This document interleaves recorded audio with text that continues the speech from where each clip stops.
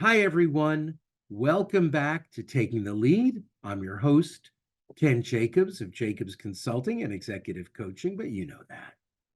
And you also know, hopefully, if you've been here more than once, that on Taking the Lead, we get to interview folks who happen to be in PR, marketing, reputation, crisis. But that's not what we talk about. We talk about leadership.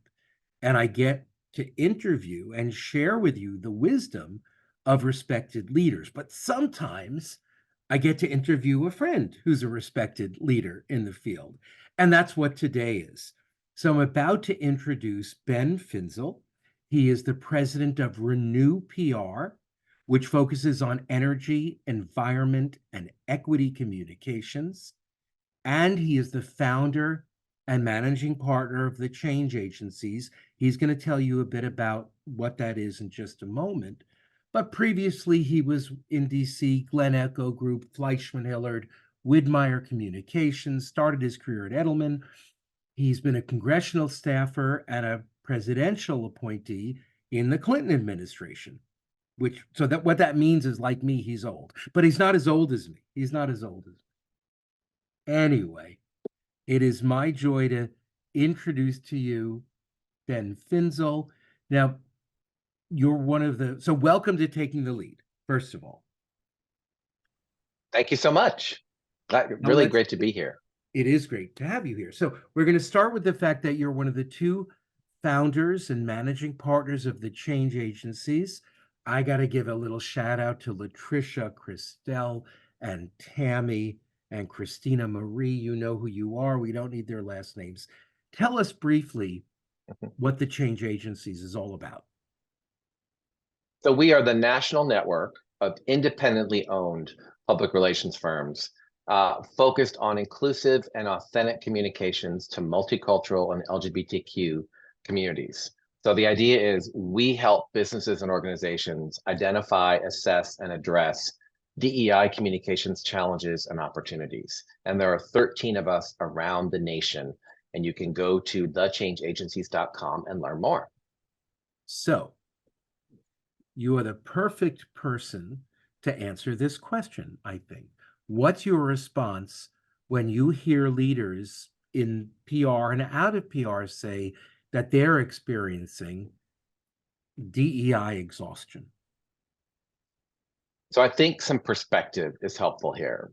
First, I would ask those who say this, you think you're exhausted? Try being a person of color or an LGBTQ person or a woman. For many people, this is day-to-day life, not just an acronym that you are, quote, supposed to be thinking about or care about. You may be tired, but first, check your privilege. Are you living with the realities of what it's like to be what my friend and colleague, who you just mentioned, Latricia Woods, refers to as marginalized and minimalized? If you aren't, you're not living with that day to day, then look at this question from that perspective and realize that for many people, the call for more attention and positive action on diversity, equity, and inclusion is a necessity. From there, let's talk about what DEI is. Diversity is about making sure that your team represents the audiences they're engaging. Equity is about making sure that opportunity and resources and access are available to everyone on your team and not just some.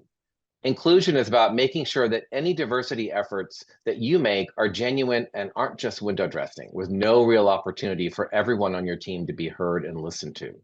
And lastly, I'd say I think it's really important that we say this is not optional.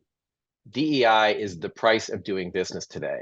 And despite what you may hear or read or see in headlines, we are a multicultural society.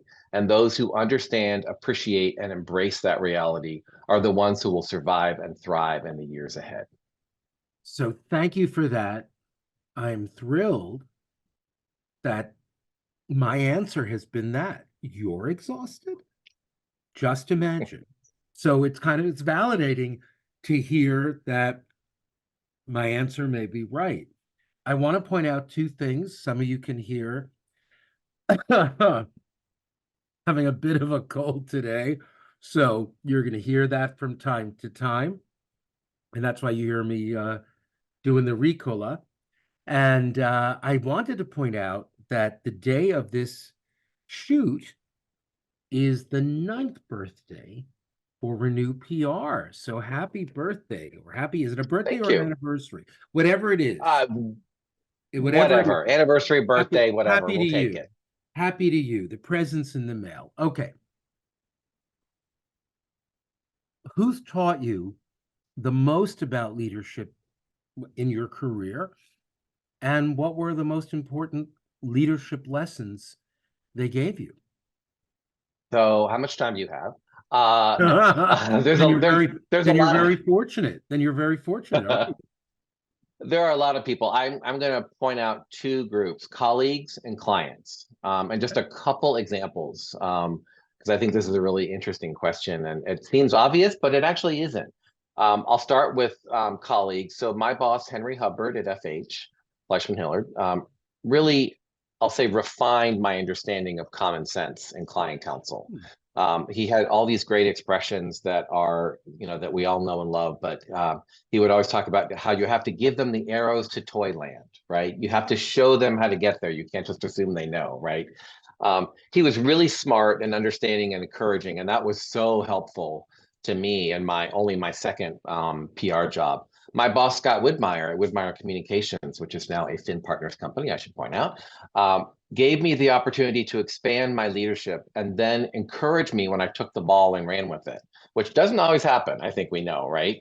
And he taught to run a team and more about how to manage a budget. And also, I'm not sure he knows this, but he taught me how to effectively manage up. And that's a skill. That's hard. So I'm really grateful to Henry and Scott and many others to this day. The other thing I'll point out is clients. So I had an association client for more than 5 years early in my career at FH. And that team and that experience taught me what a positive client counselor relationship could look like. They asked me for counsel and then they listened to me when I gave it. And then we talked about it. And that seems very obvious and very simple, but I think our colleagues in the industry who are watching this know that is not always the case. So that experience gave me a template for how best to engage with a client team. And that template still serves me well today with my Renew PR clients. I've realized over the years, I work best when I can be a partner to a client and tell them not what they want to hear, but what they need to hear. And that's a difference as well. And I'm fortunate that I have that kind of relationship with my clients. I'm so grateful. It doesn't, I want to be clear though, it doesn't mean that they do everything I say. In fact, often they don't. But it means that they listen to me and we can consider what makes the most sense together. And that's really, I think, all anybody can ask for. And then as I was thinking about this when you asked it, I have to add one from my grandpa. The wisdom of our elders, right? My grandpa, among the many things he would say to me, "Don't be so thin-skinned." And he was right. I'm still learning and relearning that one, but I can hear him saying it to me, and that's also very good advice. Great, great. And I want to, go back to something you said. That whole thing of counseling clients and them asking for it, et cetera. I think that really has to be earned. I think that has to be earned. And I think that acceptance, your skin may be thicker than you realize, because that acceptance of they don't have to listen to everything. Well, they have to, I'd like them to listen. They don't have to do everything I say. My ego doesn't have to be caught up with that. I will just give them the best counsel that I can. And if they take it, that's great. And if they go in a different direction, that might be great too. And I think as if you're in a consultative type of business, which is you are in the agency side and I am in my world, the more you can get rid of your ego and just say, I'm not letting my self-worth depend on if they accept this recommendation. I hope they do. And if they don't, they'll listen to the next one. It's all good, you know. It's all good. It's such an important point you make when you think about leadership. I mean, ego is right there, right? I mean, it's sort of front and center in the conversation. So, yeah, I mean, I'm not always right. I can be wrong. I have been wrong many times before. I will be wrong many times again. But that's why you have dialogue and that's why you have Mhm. conversation. And you're right, it does have to be earned. But once you earn it, you keep it because you do give the best that you can give. And the client can see that you care about their best interests and that you are trying to help them. Even if they want to go a different way or do something different, they still appreciate that you are trying to the best of your ability to give them the smartest, most effective, most efficient, most relevant, whatever it might be, counsel. And that really is what the difference is. And it really, that one experience at Fleischman, and then I would say almost all of my client experiences at Renew PR are like that. And it's fun. It's why I like doing this work. So, speaking of not related, that's a photo of us behind you from when I interviewed you for taking the lead in PRSA strategies and tactics, right? There we are again. I forgot that was behind. Yeah, that's right. I'm just so That I'm is right, delighted. right Oh over here. God, that's lovely. You don't just put that up because I'm interviewing you. That's there all the time, right? That is permanent. That is on the wall. And I completely didn't, I was actually just thinking about that interview and did not connect in my head. Yeah. Duh, it's behind you. There it is. That's great. All right. Renew PR works with many businesses, organizations focused on sustainable energy, the environment. How do you approach the work? And what's your philosophy of engagement and collaboration? Because I imagine you need to engage and collaborate with those who have different views than you might hold. I live and work in Washington, D.C. Yes, I do. So yes, that is very much a very topical and very relevant and timely question. And I love this question because it goes to the heart of my approach and a key reason I think for our success. I mean, you mentioned before our ninth anniversary. I talked about this point actually in my ninth anniversary blog post on my website, which is renewpr.com/insight. The He's post so is subtle, about why folks. I Isn't set he up. subtle with that? That's a beautiful thing. You should be in PR. But Well, I was in radio in college, and I always told oh, people I had a face. Yes, I have a face for radio. no, no, no, no, no, no. But the post is about why I set up a scholarship for students at my alma mater, which is Texas Tech University. So I want to read an excerpt from that because I think it explains um, an answer to this question that really sort of goes to why we do what we do. So Texas Tech helped make me who I am today. My education and my exposure to people different and often more conservative than myself has been integral to the approach I've taken in building my business. We don't work at the fringes and just hope that our efforts will produce results. We engage in the broad center where the majority of people are and where smart, strategic, collaborative work can yield positive results. We work to bring people together despite their differences, and we strive to find those areas where we can agree so that we can get good things done. So that's in my blog post, and I'll put it another way because people hear that and they say, but I know you. So yes, I'm a liberal Democrat. I'm an environmentalist. I believe in clean air and water. I support public lands protection. I know that people in society impact the climate and we have to act now to address climate change. I know all those things. I acknowledge them. I talk about them, but I'm also a pragmatist. And I don't want to waste the precious time we have arguing. I want to get good stuff done. That's why I do this. That's what animates me. That's what drives me. Patrice Tanaka, our mutual friend, always talks about, finding your joy and your purpose. And mine is doing well by doing good. And that's what I want to do with this business. And that means that I need to find ways to work with people who want to collaborate to find and advance positive, effective solutions. And those are the kinds of clients we have, fortunately. And it's why we do the work we do. And I think it's why we're successful and why people want to work with us. That's great. I'm not, and it's great. Not easy, I imagine. Not easy.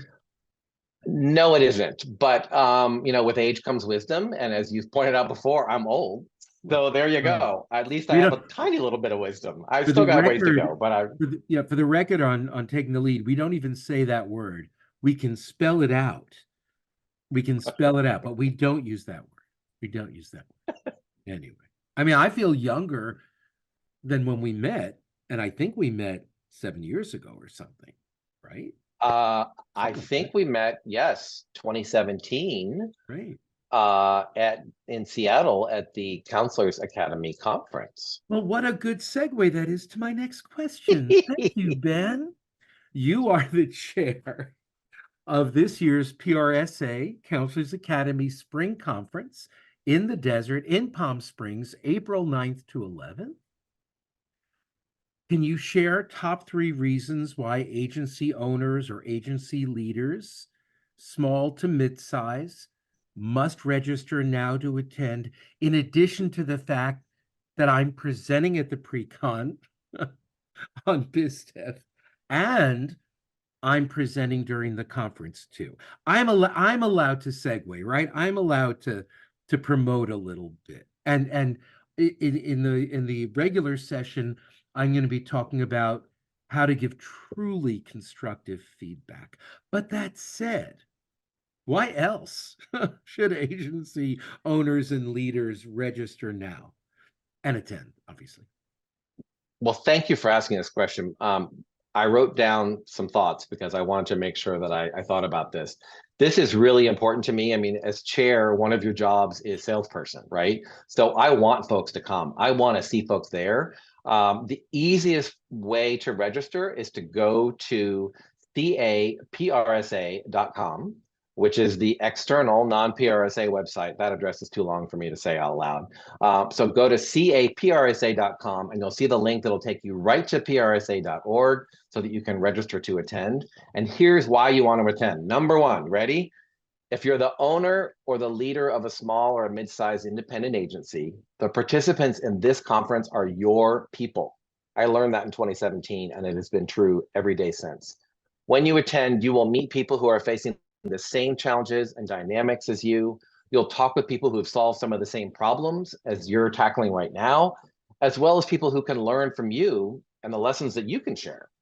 It's a remarkable opportunity to reinforce what you already know and refresh your thinking and your perspective.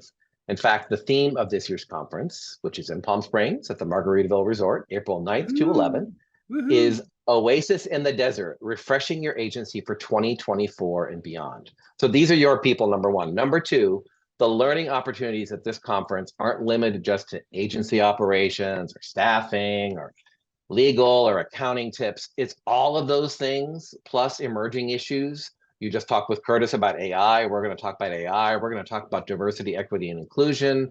We're going to talk about succession planning. That's a big one, right? Agency number twos, all those fun kinds of things. We'll talk about stress management, how to address feeling stuck. We have a great keynote on that. We'll have more than 20 workshops, of which you are one, 2 pre-conference session tracks, of which you're part of one, and 4 keynotes. And I want to point out this year's keynotes represent the most diverse set of speakers we've ever had in a keynote. They'll be addressing topics like these that are critical to your business and your agency success. So number 2 is learning opportunities. And the third one is, I love a little alliteration. So here we go. The investments that you make in this conference will be paid back to you in connections, confidants, and confidence. So you'll meet people who literally will change your business for the better. You'll make friends who will become confidants in your work and probably your personal life. And you'll gain new confidence in yourself as a business leader and frankly, as a human being. It's the best money you can spend and so worth the investment of your time and energy. So that's caprsa.com. And you can see the schedule and link to the PRSA website and register and get your hotel and all that other good stuff. Thank you, thank you, thank you. I'm going to wait. I mean, because I've been presenting on and off since I think 2007, 8, maybe 8. And I attended back in my agency days, during the Eisenhower administration. And if if I had to pick one that I hear, things that I hear from attendees relate to what you've said, and it's the wow, that more than paid for itself. I'm going to go back and implement what I've learned. I'm either saving money or better yet, making money, et cetera, et cetera. ROI times 1,000. Equal to that, and we're people, so maybe it's number one, especially our new attendees, like, oh my God, as you said, I found my people. I found my community. Oh my goodness. It can be quite emotional when people go through that. And you see that on site, you see that with friendships made for life, you see that in our Facebook group. I mean, it is really so important. So anyway, last question. And Can I, let's before you go there, can I just say two more things about that? Do you mind? are you going to mention the website again? No. Okay, yes. Um, just to your point about new attendees and also your point about leadership. Before I went to the first conference I went to in 2017 in Seattle, I didn't want to get on the plane. I was nervous. I don't know these people. I'm all by myself. What the heck am I doing? I'm flying across country to some conference with strangers. And I figured out in about 5 minutes, once I got there, that in fact, these were my people. So for folks watching this who are like, I don't know anybody, I don't want to go because I'll be alone, you will make friends instantly. That's just the kind of crowd this is. It is unlike anything you've seen before. The other thing I will mention about changing your business and leadership, I met Latricia Woods, my co-founder of the change agencies, at 2017. So Latricia is Mahogany Zan Communications in the Phoenix area. We presented together Mhm. as presenters at this conference. 7 years later, we're partners in the change agencies. And I'm the chair of this conference because she asked me to be her co-chair. That came from me getting on a plane and Mhm. saying, what the heck? So for folks watching, get on the plane. And if anyone is nervous or reticent or an introvert, you're there with your badge that says first time attendee. Don't be scared, but we will surround you. We will buy you a drink. We will say, how can I make the conference more meaningful for you? So we will not stalk you. We will almost stalk you. No, but you will be, I hope this is the right word choice, surrounded by people who want you to feel at ease, who want you to feel comfortable, who want you to have a great spring conference and are very sincere when they say, what can I do to make it better for you? What can I do to make this an enriching experience? You have nothing to worry about. Anyway, let's quickly go to our Exactly. last question. All of us on the leadership journey have had moments that made us wince. Please share one of your, maybe your worst leadership moments. Please, not about management or agency, leadership moment. And please be brutally honest. And if you want to tell us, what you learned from it and how you recovered, that would be lovely. Well, I think it's a series of moments that I'm trying to learn from. And I'll be a little controversial. So we've all heard the adage, never let them see you sweat. I believe it's good for people to see you sweat. Mhm. We're all human, right? And sometimes things get tough. And knowing that we all are having challenges and we're all facing struggles can sometimes be helpful in building rapport and understanding. But, and there's always a but, it's not good to let those situations get out of hand and negatively affect your attitude, your actions. So, learning to temper and manage those emotions and behaviors externally is an ongoing process for me. If there's such a thing as being too real, too authentic, saying too much, that's me. And somewhere my husband is watching this and laughing because that is true. But seriously, I think the times when I've let a situation get the best of me, as a leader, as a colleague, as a client counselor, whatever it might be, times have also been the times when I've realized that I need to own up to my actions and apologize. Took a little while to get there, didn't happen right away. But those are not the times when you say, I'm sorry if my attitude was out of line. I'm sorry if you were offended. Mm. Those are the times you say, I'm sorry that my behavior was out of line and I let a bad situation get the best of me. There's no ifs here, right? There's taking ownership and responsibility. And that I've also learned. And I think, what I've seen when I do that, I think people appreciate honesty and they will extend grace when they see it in the context of taking responsibility and acknowledging where we haven't been our best, as you said in the question.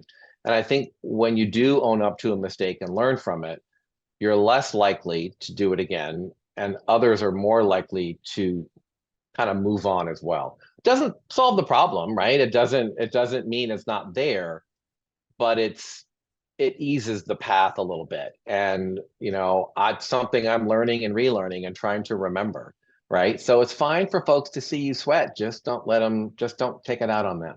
Yeah, I think you raised two really important points. One is about authenticity. We've learned the value of authenticity in building relationships and building business and building friendships. I think that's so critical. And second, enough of these non-apology apologies. Just apologize. Do the thing that will allow both of you to move on. Don't wait for the other person to be the grown up in the room. You be the grown up. And if you've caused some pain, um, just apologize, because none of us, I hope, want to cause pain. Apologize for that, because then if you apologize for the pain, then I think you can rebuild in a client relationship, in an internal relationship, in just friendship. Don't be afraid to apologize, because then we can all move on. So what a And mean great, it. and mean it. Oh yeah, well, that goes back to authentic. Maybe we should, it's authentic apologies, right? My friend Ben Finzel, I'm going to say that if anyone watching this wants to communicate with you, they can find you on LinkedIn. May I tell them that now that I have? Yes, please. And you all know, if you want to discuss leadership, if you want that complimentary coaching session, if you want to talk to me about what we'll be presenting at Counselors Academy, any of the above, you can find me at KEN@JACOBSCOMM.com. And with that, we'll say thank you, my friend, Ben Fizzle. Finzel. Should I know how to pronounce your name after 7 years? Ben Finzel. I told you there'd be one mess up and there'd be mine. So there you go. One per show. One per show. The podcast that goes wrong, I'm going to call it. Anyway, thank you again. Thank you so much. Thank you for your leadership. Thank you for your wisdom. Most of all, thank you for your friendship. And with that, we'll wrap up and we'll say, as we always do, till next time, keep on taking the lead.